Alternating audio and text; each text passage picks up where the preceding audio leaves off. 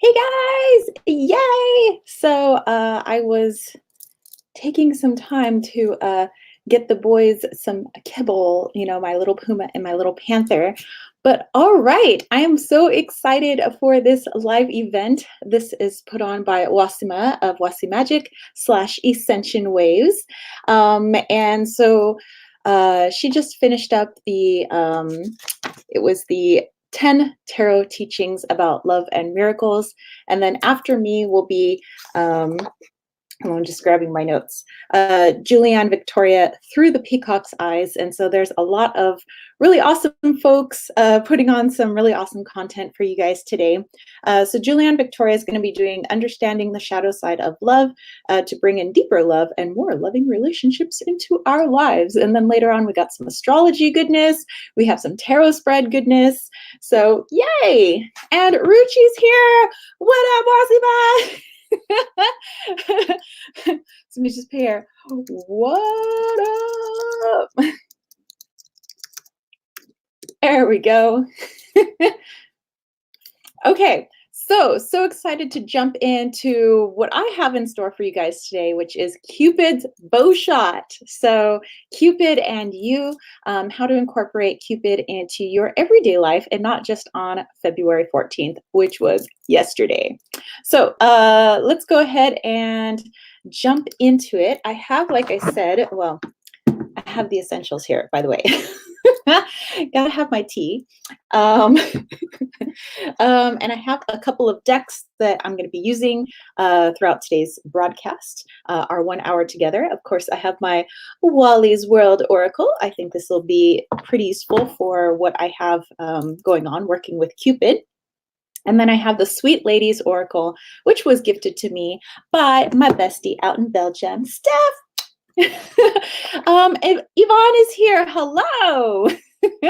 So yeah, try to get all kind of Valentine's-y, and integrative healing is here. What's up? All right, yay! So excited. So I have my notes that I keep in my little journal, and this is what I'm going to be kind of looking at just to kind of keep me on track with what we're going to be working with today.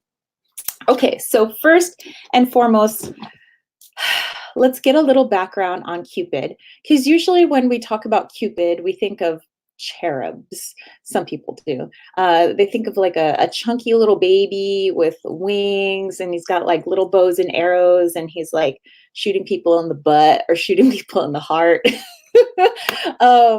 And yes, that is one depiction of Cupid, but that's not what Cupid has always looked like.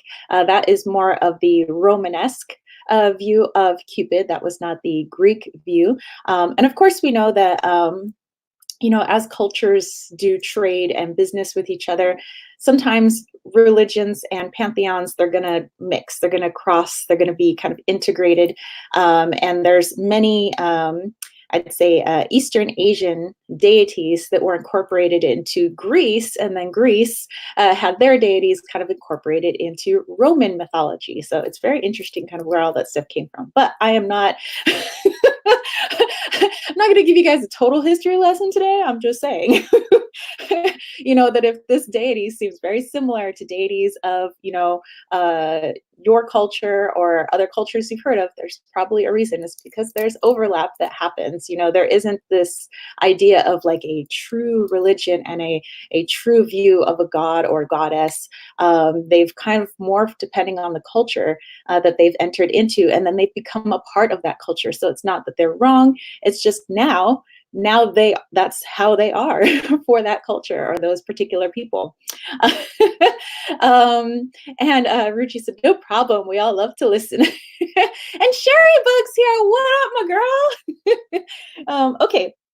So I'm going to kind of look here, like I said, for some of the Roman mythology and some of the Greek mythology on Cupid. So, like I said, for Greek mythology, Cupid was a young man, and sometimes Cupid was a man and depicted as a man with wings, and he had a bow and arrow. You know, he had his little quiver, sack of quivers behind him.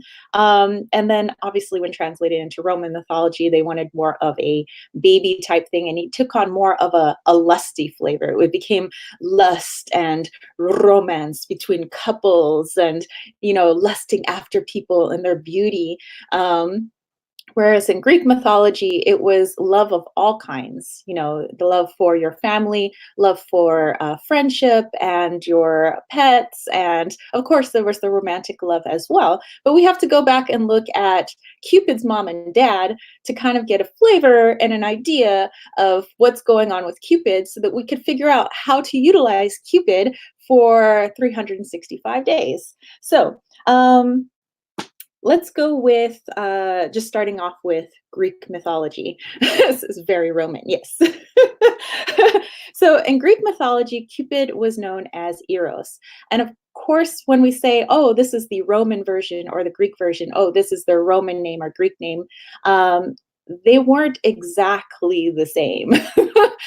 So like I said, they were a little bit different, in how these gods and goddesses were seen in Greece, and then yes, morphed to fit the Roman culture later on. So yes, their names changed, but also kind of bits and pieces of them and their personality changed as well. So it's not exactly the same god or goddess, not saying, oh, Aphrodite and Venus are the same. They are not the same. I mean, very, very similar, but not the same goddess. And Cupid and Eros, very similar, but not the same god. Okay, so in Greek mythology, we have Eros, that is AKA Cupid, but a little bit different, more of a young boy or man, and having more of that just all-encompassing love for everyone. So his love was, it was the universal love, not just romantic and not just lusty type of love, although it could be there too. Witch of the Wildwood, what's up? And Julianne Victoria is here. Oh, you guys like the hair? I just put it on today. uh, and then Eros's mother and father was Ares and Aphrodite. Aphrodite, they say, okay, so Kronos, who was like one of the Titans, he cuts off the phallic member of his father, which, I mean, kind of violent, takes his dad's thing and throws it into the ocean, and it washes up into the sea foam, and from that springs Aphrodite. So she literally came from a phallus, from the sea foam, which is why in Botticelli paintings, she's seen as like in the sea foam, in the sea with, on top of this like little oyster. So obviously showing very erotic, very loving, kind of thinking with certain body parts was kind of where Aphrodite got into a lot of trouble.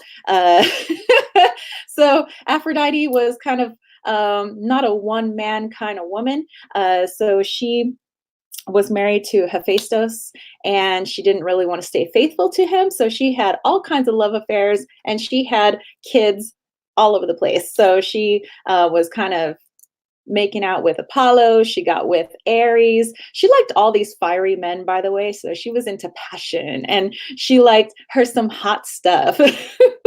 And so, okay, so you have that for mom. Mom just following her lust, following her desires. What does she want in the moment right now? She's like, I want that dude, and I'm gonna have his baby.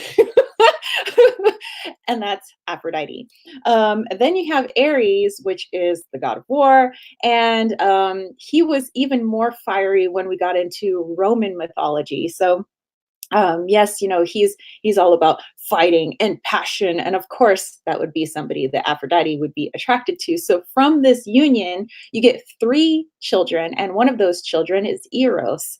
Two of the other children are twins, and one of them is Phobos, and one of them is Deimos. And the translation in English, Phobos is panic, and Deimos is fear. And these are the two children that always accompanied their father into battle. So everything is quite metaphoric, by the way. Um, so, okay. So you have to take into the reason I'm giving you guys the background and kind of like the family tree is because you have to figure out where Cupid, Eros comes from. And so we can tap into that energy whenever we have certain issues that come up, or if we want to send or be more love for the people around us, not just romance. Okay. Okay. So then we go off into some Roman mythology. And now we have Venus, even more lusty than Aphrodite, if I don't know if you can get any more lusty than that. Aphrodite was also kind of like an agricultural goddess. So yes, she was very lusty, but she was kind of also about like abundance and agriculture. She could be considered the empress in tarot. And then you have Venus, who is just wham bam, like all the time. Hey, you're hot stuff. I want to get with you. And that's kind of like where her mind was all the time. And it was just all like X-rated all the time. Sherry Buck said, panic, fear, and lust sounds like a bad night. Okay. Exactly. uh, okay, so then, and now we have Mars. Mars has issues, to say the least. So yes, he is the god of war, but it says that he was an instigator of violence. He was tempestuous and passionate. He was a passionate lover, and he was an unscrupulous friend. So yeah, Mars is all about, I'm gonna fight you, bro. Come at me, bro. You looking at me? Psh, I'm gonna fight you. Okay, that's Mars. And then you got mom, who's like, ooh, you're hot. So okay, that's for mom and dad. And now they create this union. We get Cupid. Okay, so then at one point, there's all these different stories. There's a non-immortal named Psyche, which is soul. Okay, again, we're metaphorical here. And Cupid thinks that Psyche is just so beautiful, but Venus is very jealous, as many of the Greek and Roman gods are. They seem to be a jealous, very sexual, very fickle bunch.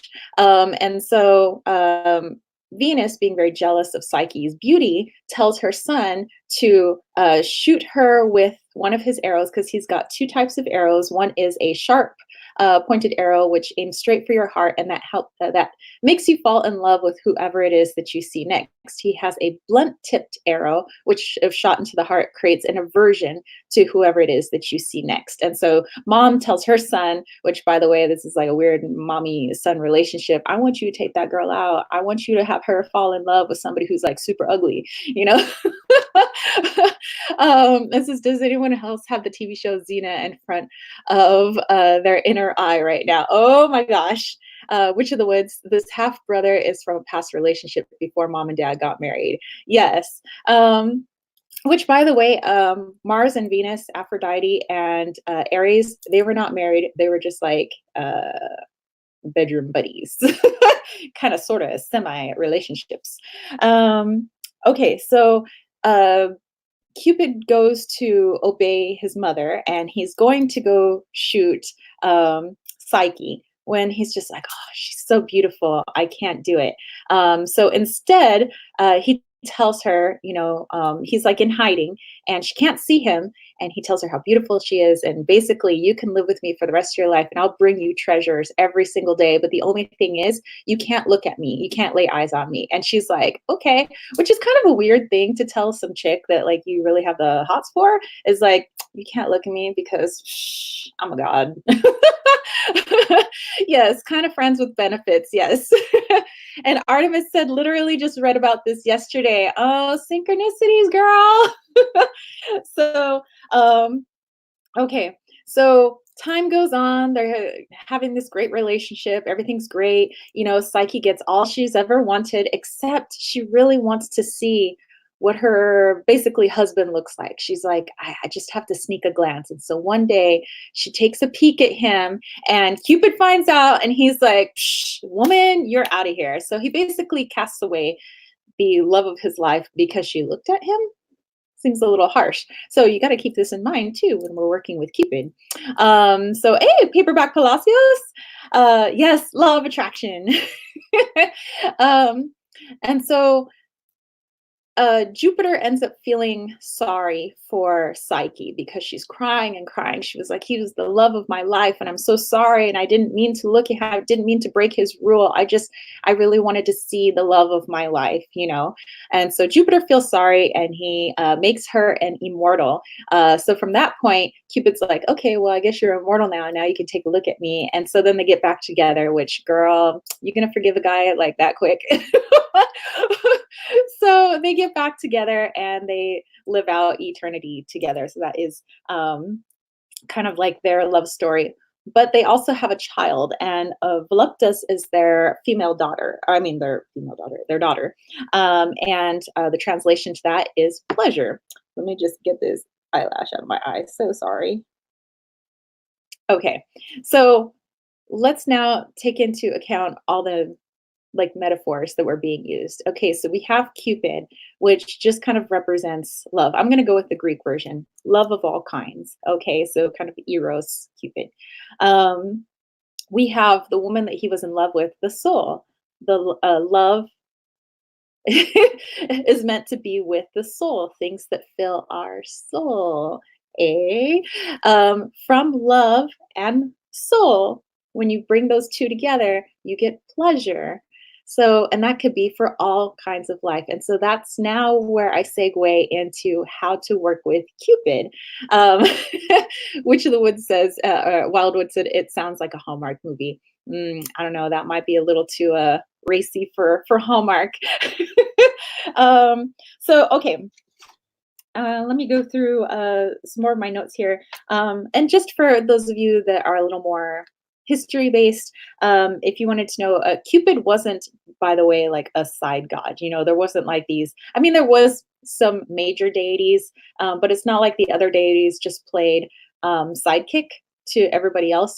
Cupid was not the sidekick to his mother, although depicted in many paintings of them together, they worked as a team. So it wasn't like everybody just, worshipped Venus or Aphrodite, and it was like, oh yeah, and then there's her son, Eros or Cupid. No, they were a team together. And so there was two actually back in the day, back in ancient Greece, ancient Rome, there were two major cult centers. There was many cult centers. There's, each deity kind of had their own little cult following, and there was two major ones for Cupid.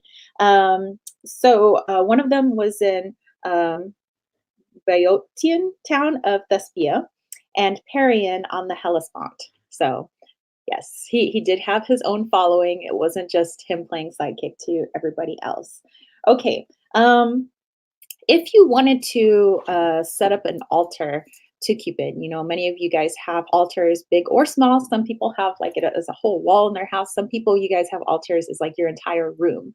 Some people just, keep their altars in a shoebox, which, when I was moving around a lot before, I have the house that I live in now, I used to kind of keep things in a box, and I would take them out.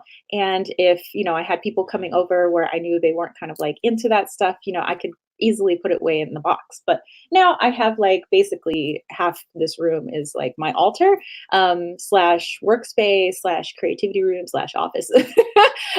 And I don't care who sees my stuff because that's just me. And you got to accept me for who I am. Whereas, back in the day, I was like, they maybe a little witchy in the closet. But, so big or small, whatever your altar is, let's go over some things that you can place on that altar and try to bring in the energy of Cupid. You could draw a picture. You could just have the picture in your mind. I think that whatever the intention is, that's basically all you need. If your altar space is just you sitting cross-legged on the floor and that's all you have is just yourself, you are your own altar. Okay, you create it up here and in here. Oh, hey, and I got my little heart. So yeah, you create it in here. Um, and so the intention is I want to connect with Cupid. I want to ask you for your help in X, Y, and Z. Okay. And he would be very good with certain things like, uh, obviously, love of all kinds, also that lusty love, which he gets from mom, and also maybe times when we fly off the handle and maybe act irrationally, which he would get from dad. So in those times as well, we would be able to call on him because, and that's why I gave you that background of his lineage. um, oh, Witch of the Wild said, give this a like if you're learning more about the gods. Woo! Artemis said, my altar is in my dressing room. Yes, girl. Wildwood said it's in his room. Awesome. So yes, as I look, it's basically that whole side over there and a little bit over there. Okay. So first thing to bring in, roses.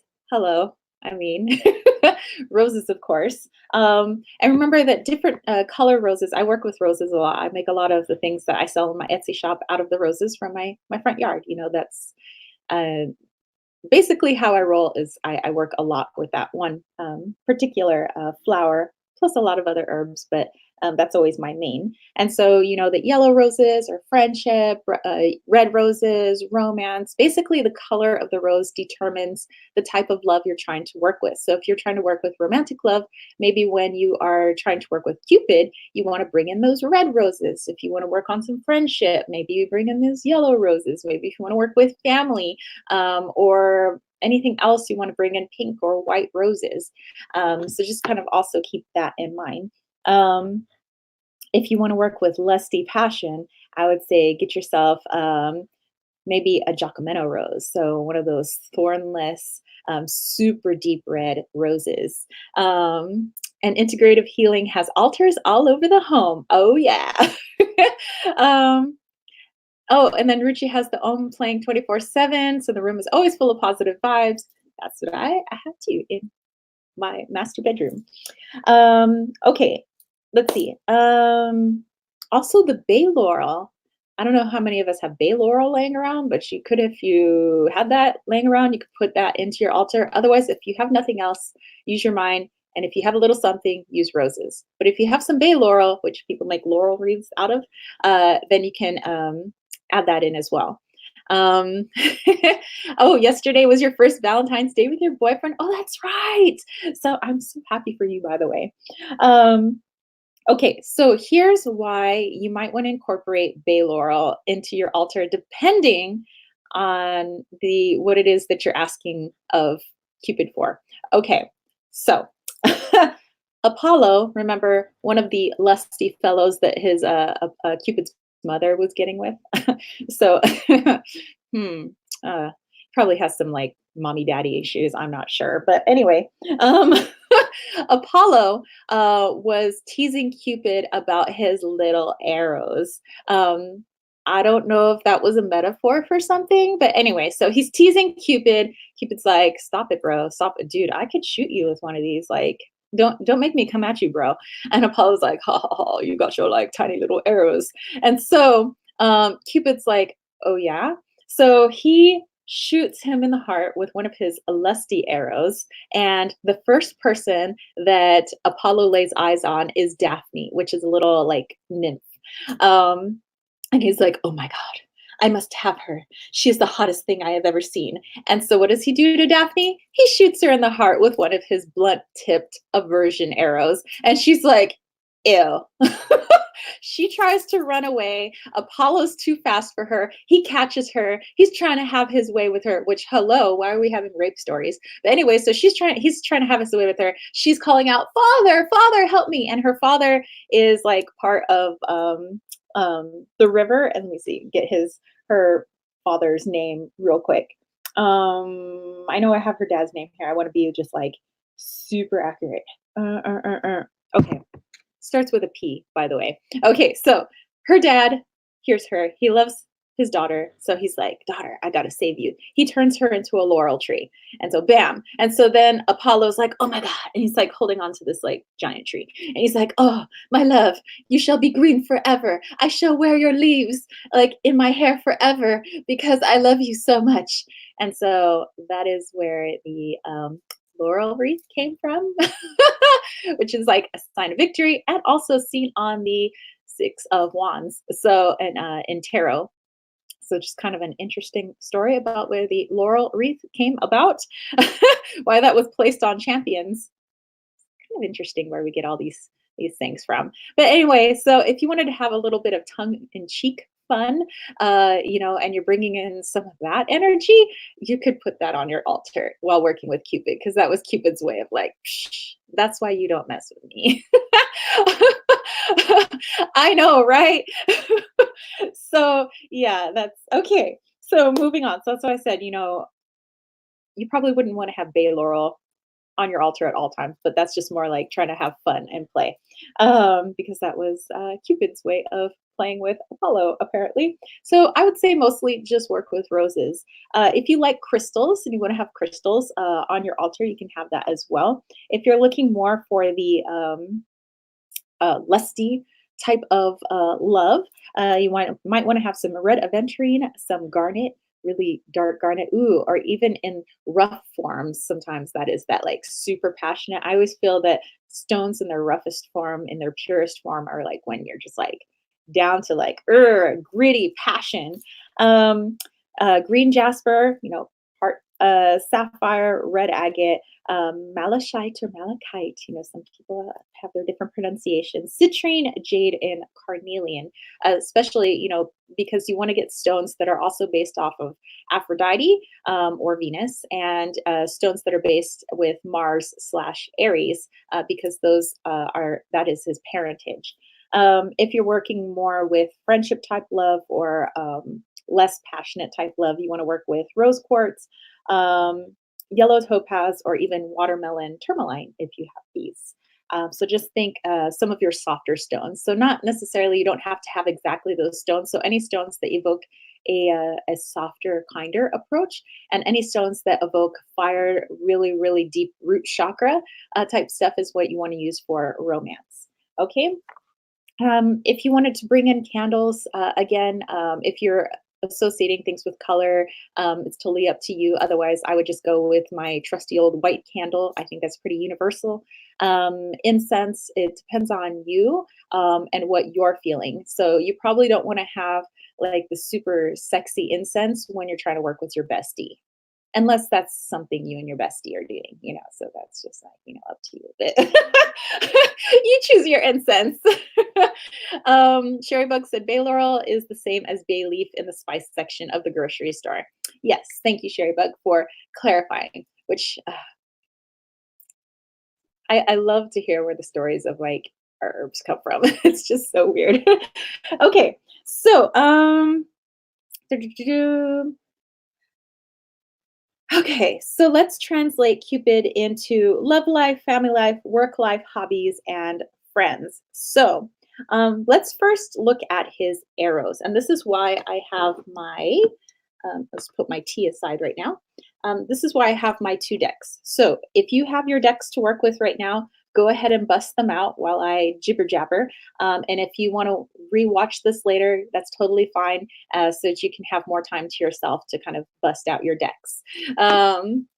Sherry Bug, there are besties and there are besties. Yes.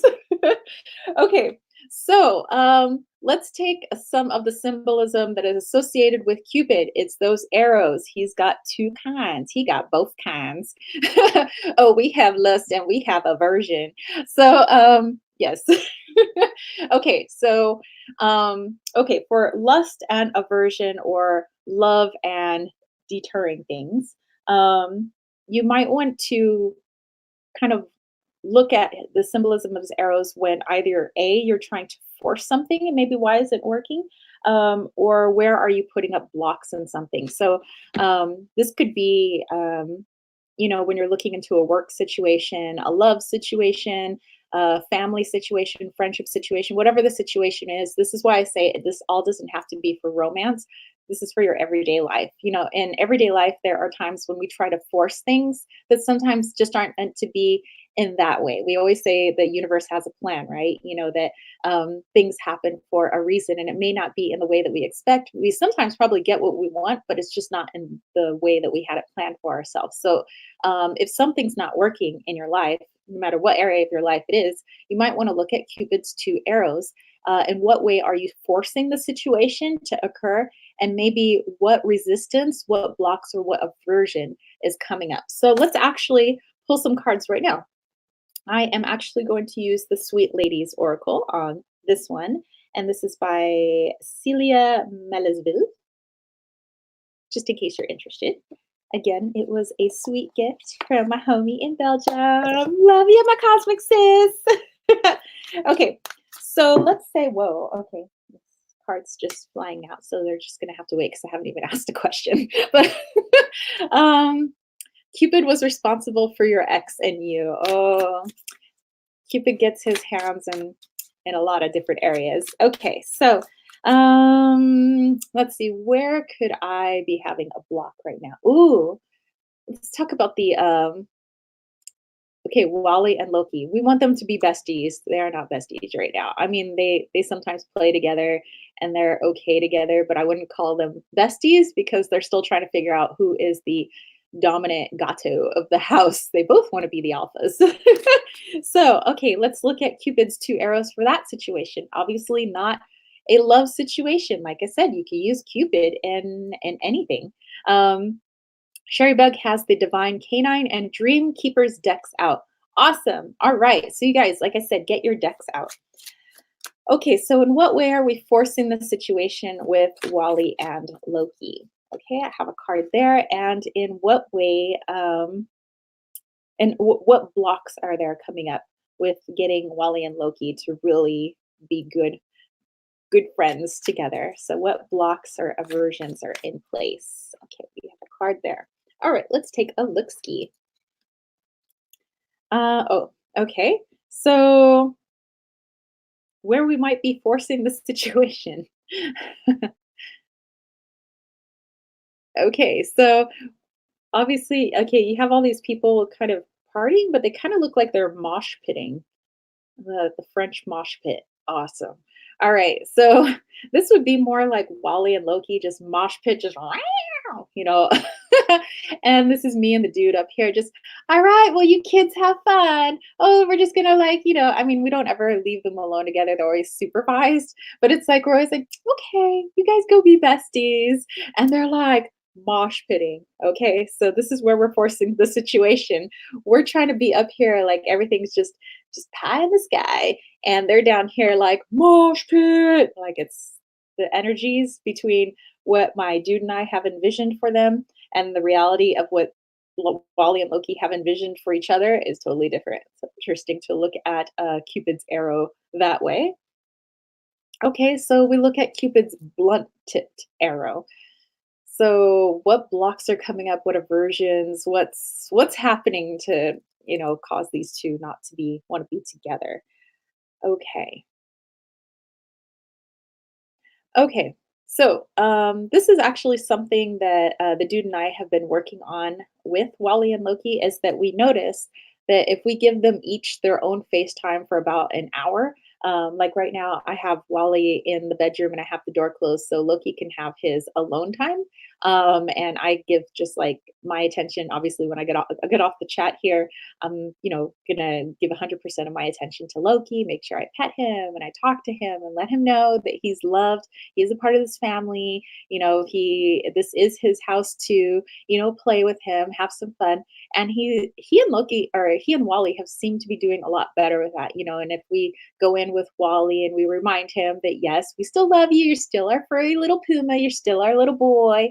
And this is still your house too, and all of that. It seems like the blowouts between them haven't been any. They seem to be getting along much better when we really sit both of them down and they just have like our undivided attention instead of our attention being divided between the two of them. So, let's see. Da, da, da, da. Let me go back. Um, oh, Wasima says, I got the devil again. Wanted to be in my video instead of lovers. Let's see. Sherry Bug, I had three jumpers for the first Wally Loki question. Two of Cups, Ace of Wands, and the Chariot. That makes sense. It's like trying to rush them together and kind of like forcing a relationship. Um, and then the block for Wally and Loki is the Hangman, and that's the different perspective, like which we kind of found by accident. When I had given a Loki, it was all kinds of Loki time, and that day, like he and Wally were really peaceful, and I was like, this is what I'm gonna have to do. So yeah, it's definitely that different perspective. Um, let's see, which of the Wildwoods said Wally and Loki, the star from the Illuminated Tarot? Um, oh, okay. And oh, yeah, the Illuminated Tarot.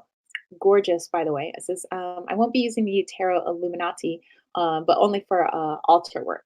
Okay, excellent, excellent. All right, so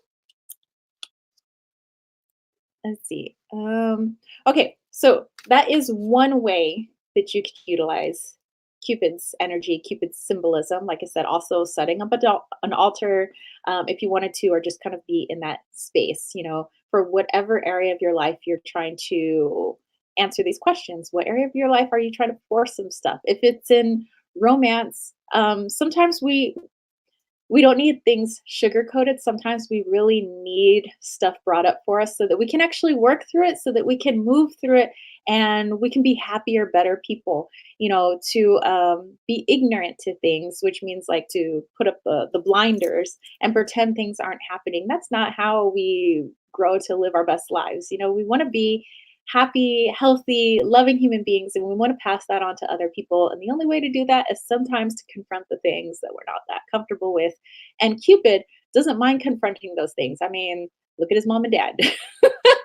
And so he's great for helping us confront things. He has the fieriness of his father, and he has the lustiness, but also from the Greek side, the nurturing, and the yeah, basically the empress type energy from mom. Mom not always being super lusty. um Integrative healings says listening attentively. Great topic. Well, thank you. Okay, so let me just go back to that. Okay, so next way that we can utilize Cupid's energy. um let's say something has us pissed. Okay, there are times when we feel a little less than spiritual when we are angry. Some of us get we just lose it in traffic. Sometimes we lose it when we're in the workplace and people are trying to feel superior to you and they talk down to you, and really like getting into a yelling argument in the workplace is probably not appropriate, unless like you live in the anger factory and like that's just what you guys do. But in the regular workplace, we can't just duke it out with people that we don't like. We have to learn to work with them even if we don't like them, or we don't like what they say about us or how they talk to us. And that doesn't mean to again ignore it, put the blinders up, or just take it and get walked all over. We're going to use Cupid to again help us with some of that stuff. So what happens when we are pissed? We don't like how maybe the injustice that we're seeing, or somebody has wronged us or backstabbed us, or somebody hasn't paid up and they like owe you cash. Like, okay, so how can we work with his more of his dad's genes of Mars, of Aries, of that I want to fight you, bro, type energy? When we're in that mode, how can we start utilizing some things? Okay, so um, I don't know. I think everybody's in a pretty positive mood right now, but I don't know. Maybe think to something that has like lit you up lately, in a really angry way. um, and basically, we're going to be pulling a card or cards. Um, Actually a few cards, to get to the root of where this anger is coming from. So first you pull a card for the situation, kind of like Lenormand, where you have like a significator.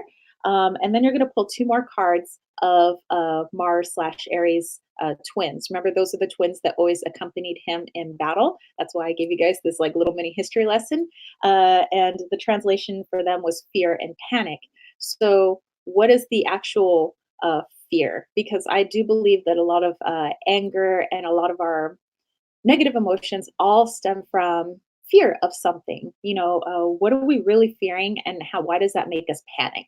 And so then that's, anger is just kind of the I don't know, the kind of facade of what's really going on in the inside. So if we feel like punching somebody in the face, if we feel like flipping somebody the bird, or lashing out at people, where is that really, really coming from? And the sons of Mars slash Aries can help us find that. Let's see. Lady Knight says, can it be anger at myself? Yes. There are times that we get so pissed at ourselves, but again, that could be stemming from something within ourselves that is now being covered with the emotion anger. Says, wish that would happen at school. Hey, Snoop Debbie Deb, what's up? All right. So, oh, hey, Lokester. Loki's in his house. Okay. So, let's see. Last time I was angry. Oh, look. Loki. um, I wouldn't say I was like pissed, but I am not a fan of the principal of the school that I work at. I do believe that her intentions are selfish. I do not believe that she has the best interest or best interest at heart of the students. It's all about keeping her job, keeping her paycheck, doing the least amount of work, and averting all problems onto other people so they can deal with it instead of her. To me, that angers me. Okay.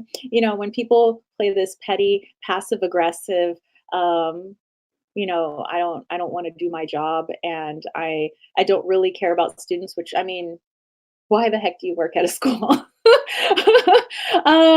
Hey, Grun Oil's here. She said, ahoy, everyone. Ahoy, Grun.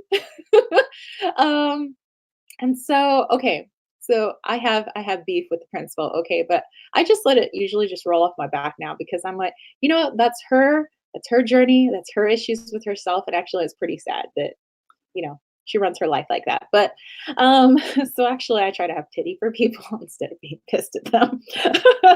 Okay, so I'm actually going to use my Wally's World for this one, because um, I think there's a lot of my own emotion wrapped up into that. And I think Wally's World just helps me temper some of that.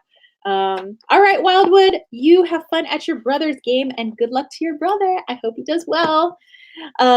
Okay, so here are the questions. First, I'm going to pick a significator. I'm just going to let the cards show me what the significator should be of the situation. Show me a card that represents the situation with me and with the principal and I. Yes, pity rather than pissed. Sometimes it helps to calm ourselves down, because I hate when I'm so pissed, and then I'm like, oh, why did I allow myself to play into that person's game? Oh, I hate that. Like, I feel like I let them have an effect on my energy and my happiness and my well-being. So that's why I've been a lot better at having a pity for people, instead of playing into their little game where they're like, okay, I'm gonna make you pissed off so we can have this like pissy game back and forth. I'm like, I feel sorry for you. And when you do that, it pisses them off even more, and it makes you happier. Just FYI. When you don't play into people's games, they get so angry, because it's like Pong without the other player. That ball just keeps on going. Those of you born in the 80s or the 70s, Pong.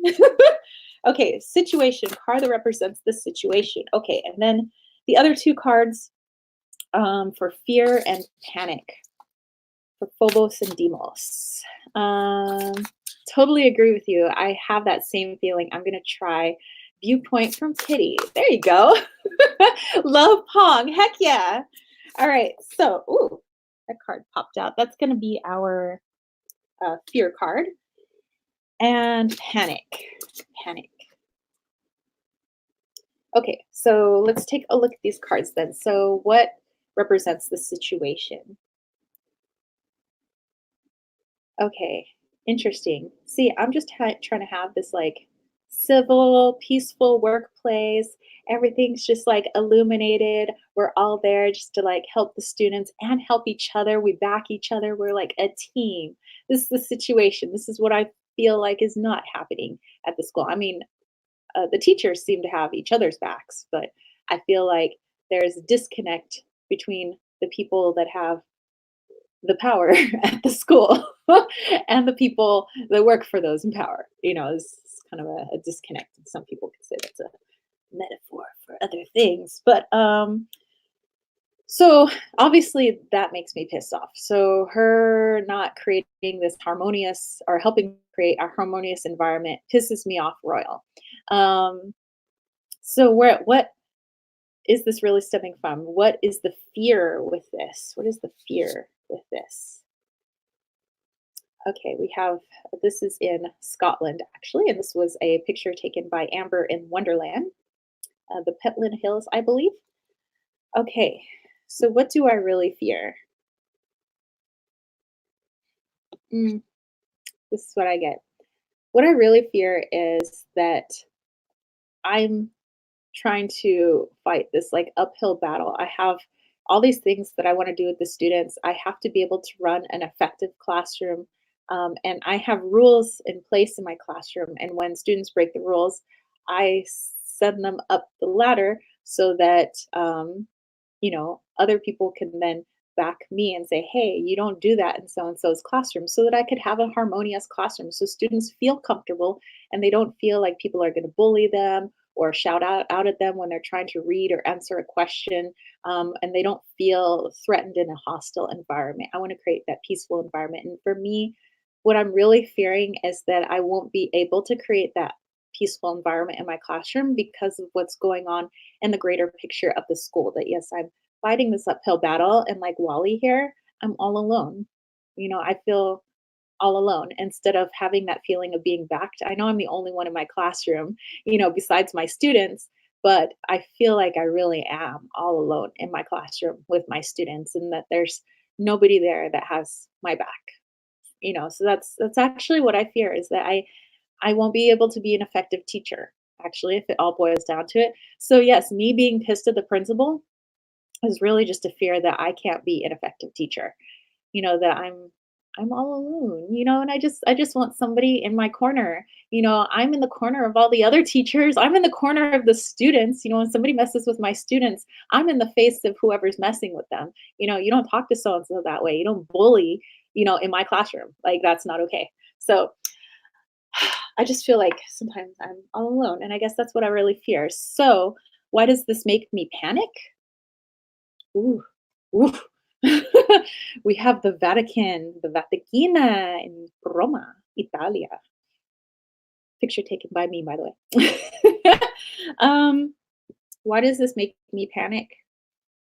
I have a fear that, well, with my fear of being all alone, not being able to teach students things other than what I'm supposed to teach them in the curriculum, like to be good human beings, and that they can work. They should be able to work in a place that's free of um, ridicule, hatred, um, being bullied, things like that. I feel like if I can't create a classroom like that, they're going to learn that that's how they should act, and it becomes ingrained. It becomes a doctrine, um, and they go on to not be the best human beings. That I feel like I fail them somehow. So wow, whew, that was powerful. So again, working with Cupid with this one, and just working with one half of his energy, which is his dad's energy. So let's see. Sherry Bug said. Um, my situation was the world. Fear is the nine of cups. Panic is the wheel of fortune. Interesting. That is very interesting. So, I mean, with this, you guys are definitely going to want to journal with it and sit with it. I know that we're just like doing a live chat right now, but definitely take the time to um, really like dive deep because these gods and goddesses, they go deep. You know, their pantheons, their mythos, they go deep. So should you. Okay.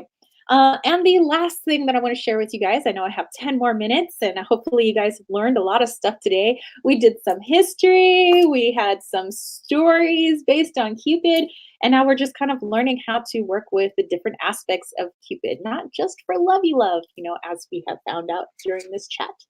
Okay, the last thing, actually, the last couple of things. Okay, let's work quickly. Okay, so you want to think about if you want to work with his mother's side as well, Aphrodite slash Venus. Remember, they're not quite one and the same, but so let's take Venus. Where are we blinded by lust or selfishly making decisions? Again, this doesn't have to be like romantic. Sometimes we just like want, acquire, and we selfishly make decisions. I mean, we're human beings. It happens.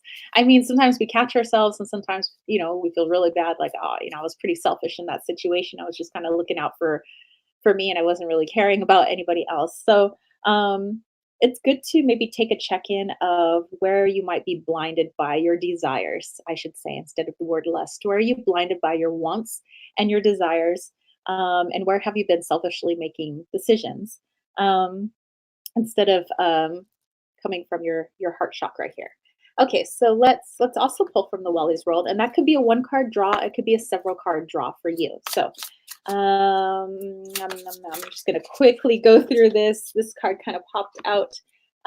So where am I blinded by my wants and desires and selfishly making decisions? We have the Duomo in Florence, Italy. I miss Italy. Actually, I've been dreaming about Italy lately. I want to go back. I feel like that's my home. Um, mm, mm, I know what's going on here.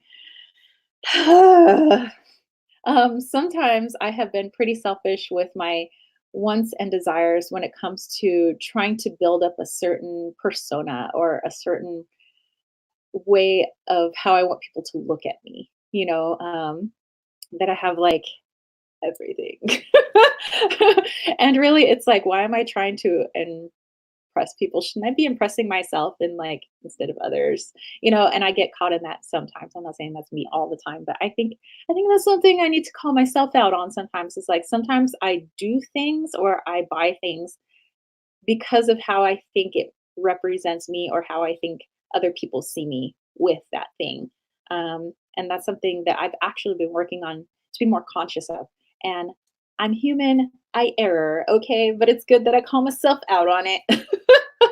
Okay. And then Ouassima said, yes, so many things are getting out of the darkness in this spread. Yes, excellent. Okay. 6 minutes. I can get you guys through one more thing with Cupid. Okay, so working with Cupid and Psyche. That's also why I told you that story. This Psyche was the love of his life, and eventually Neptune granted her immortality so her and Cupid could be together, and they created voluptus, which is pleasure, their daughter Pleasure. So love and the soul came together and created pleasure. So 3 card spread. Where can I give and receive love in this situation? Actually, I'm going to show you my little notes here. So, whoa. Okay. So, where can I give and receive love in this situation? How can I feed my soul? And if I do these things, what pleasure can I expect? So, this is again Cupid and Psyche coming together. Where can you give and receive more love in whatever situation it is? It doesn't necessarily have to be, again, a romantic situation because he's good for all areas of our life. As our other gods and goddesses, they can go beyond, just one area, I feel. So, let's say career. Kittens, weights, and tarot. My card slinging, my fun that I have here. Okay, so where can I give and receive more love in this situation? How can I feed my soul? And again, I'm using the Sweet Ladies Oracle. How can I feed my soul? And if I do these things, what pleasure can I expect out of my little company? Okay, so that's our third card. Woo. All right, so how can I give and receive more love in Kittens, Weights, and Tarot? Oh, that's a beautiful card. Check that out. You got these ladies, they're just like stringing together all these roses and flowers. Um, just working with you guys more, creating community, you know? Yeah, I love that. I've been trying to like do that so much, to bring people together. That's how I can give and receive more love. And so, how can I feed my soul more? And to feed my soul, obviously, with Kittens, Weights, and Tarot, I have, I'm in the public eye. I have social media and things like that. And of course, there are some people that come by and they try to like bring my vibe down. They try to say, "Oh, what you're doing is the devil's work." It's usually like those kinds of people, um, which I always just delete their comments. I'm like, and goodbye. So how I can feed my soul is just to continue to do more of that, not to let the people who sometimes it's like not even adults, it's like 9-year-olds that are online. So how can I feed my soul is to just not let the very, very small percentage of haters get to me when there's a large group of you beautiful people that are here with me. And you are the people that I want to focus on while also focusing on the haters too, because I not focusing on like their comments hurting me, but more focusing on like what has happened in your life that makes you act that way, like where are you so hurt that you want to hurt other people? So I send you love, like I really do. Like you might be a little like troll, but I send you love. Oh, Shervik says, but we love you.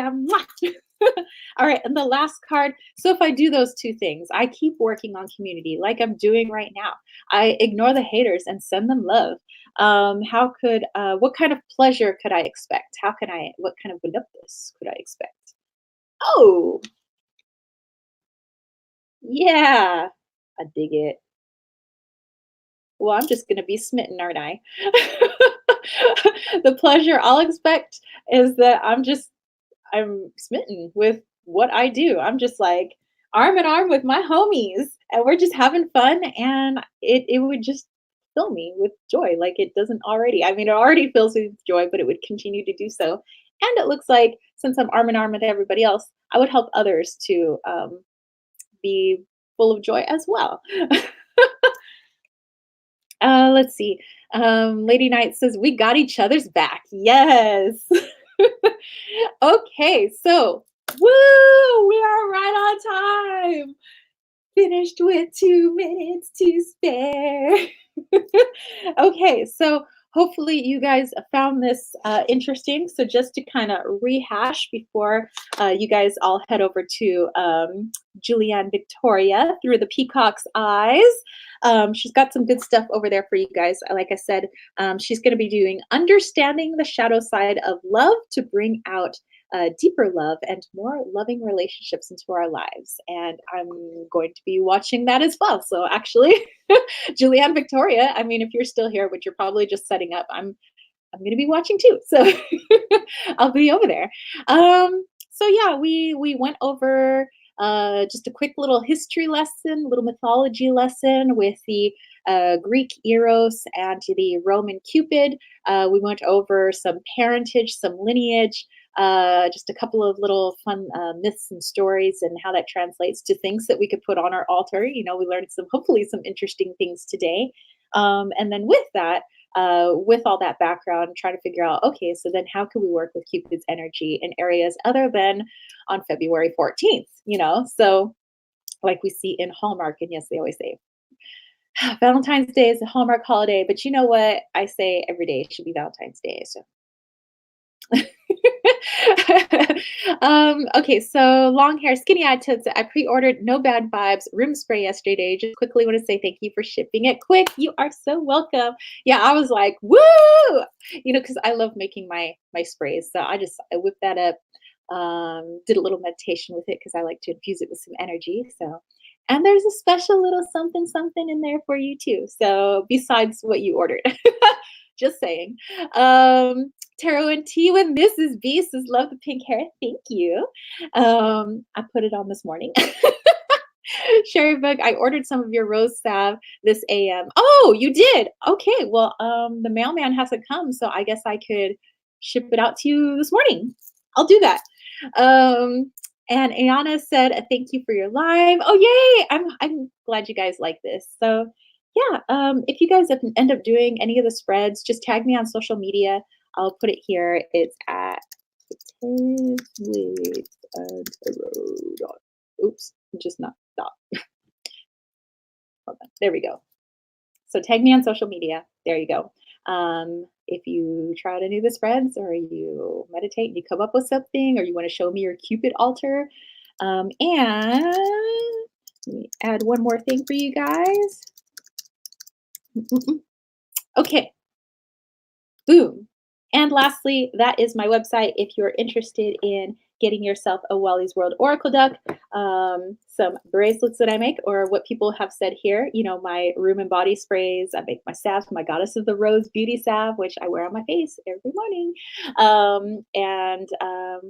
and I have all different types of readings if you guys are interested. And I have a crazy newsletter that everybody seems to really like that lets you know what decks I'm using for the month, what herbs I'm using for the month, what teas I'm drinking for the month, what books I'm reading. You know, people seem to like that. And I revamped my Patreon so that I could do more for you guys. Like, you know, there is a tier that like gets you like a monthly reading, and there's a tier where we have like a monthly live stream, and there's, you know, a tier where it's just all about crystals, and I post like weekly just like crystals I'm working with or crystals that I'm buying, or, you know, crystals I got my eye on but can't afford.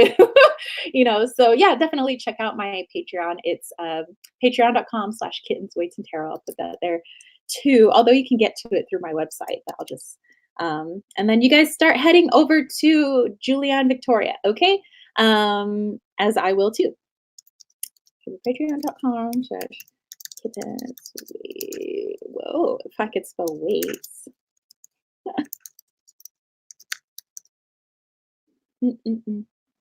Boom. All right. So that's it for me, your spiritual homies. Sherbook says a great Valentine's Day idea. Yes. All right. So you guys have a wonderful rest of your day. Have a great weekend. Thank you to everybody that jumped in. Thank you to Ouassima for putting on this lovely event. I'm off to go see Julianne Victoria through the peacock's eyes. Hopefully you guys are too. Yeah. And thank you guys, my spiritual homies. I love you all so much. May the Cupid be with you, or the Eros. Peace, love, and sugar grease. Peace out. Bye, guys. And happy Valentine's Day.